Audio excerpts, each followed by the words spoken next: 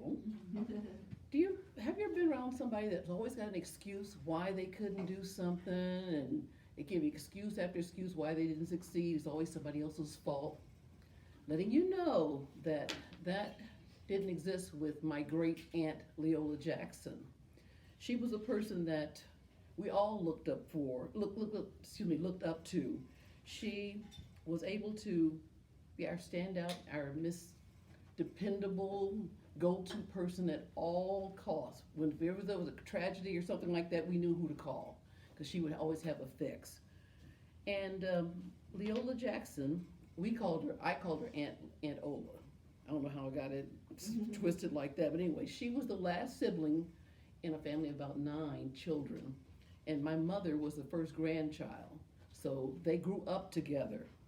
There was no silver spoons, just humble beginnings. And I'm using this month, December, because that's the month that she transitioned in 2010. And I want to just give you an idea of the bright, shining light she was to our family. I want to show you how much she meant to us. She was the symbol of preservation, preparation, and also perseverance. And she kept her promise. We could always understand why she did the things she did because she had so many hardships herself. She was married at a very early age. She was an Air Force wife, and they moved to Illinois. She packed her wisdom, handled her grace, and stowed her preservation with her when she moved. She assisted many family members coming to Illinois because she said, come on, it's a good place to live. I'll help you get started. And people would camp out at her house and she'd get them established. And she was very generous with her time and her money, but she always squirreled away funds because she never wanted to be unprepared. After her relocation, she had many challenges because she was given to challenge. Let me just start there because she was prepared because she had a hard life living in the South. When she came here, she expected a lot of adversity and things like that to come her way because she had a lot of hardships herself, and so she knew it wasn't going to be easy. But she tackled things with inventions, and she always had her way of looking at something in a positive manner. She was not educated, she could not read or write, but that was a kept secret by somebody. We all knew, and people would guess, but she always worked around not being able to portray that she couldn't read. She said, well, my eyes are weak. I can't read, so you go ahead and read it for me. And we did that. She had no children, and she became divorced, but she always found a way to handle anything that was tossed her way, because her motto was, never get up, never give up when you can work or you can move. She did jobs in the kitchens, she babysat, whatever it took. She always made sure that her needs were met. She was not going to be a handout to somebody else. She was able to get a land deal with the city because they wanted to purchase her land to do a lot of the boneyard things in Champaign now.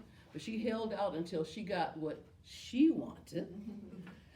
And her last home, because she was a homeowner many times over, asked me how she did it, I still don't know. Her last home was built to her specifications on her terms.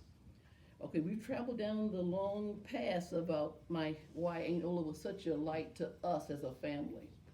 And I just wanted to let you know about her promises because she was a woman of faith, and her promise and that God had made to her, she always kept that in mind.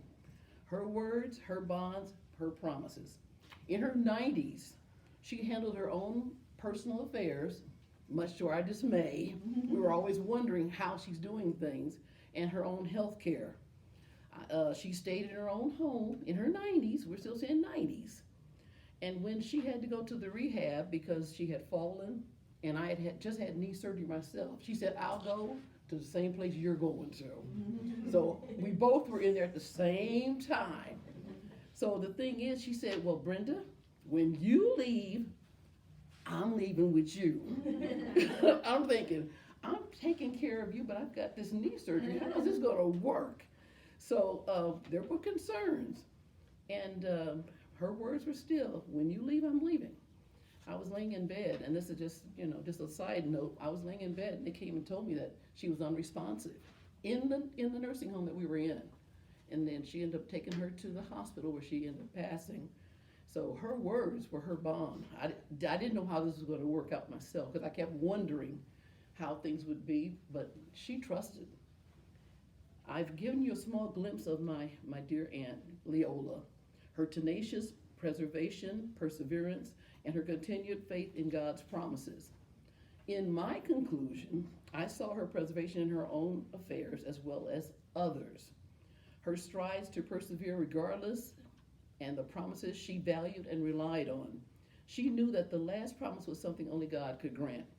I applaud and remember her and honor this lady who was truly a God gift to our family. She left a rich legacy of being resilient with no excuses and robust with no apologies. And December is the month that I remember her. Thank you for listening.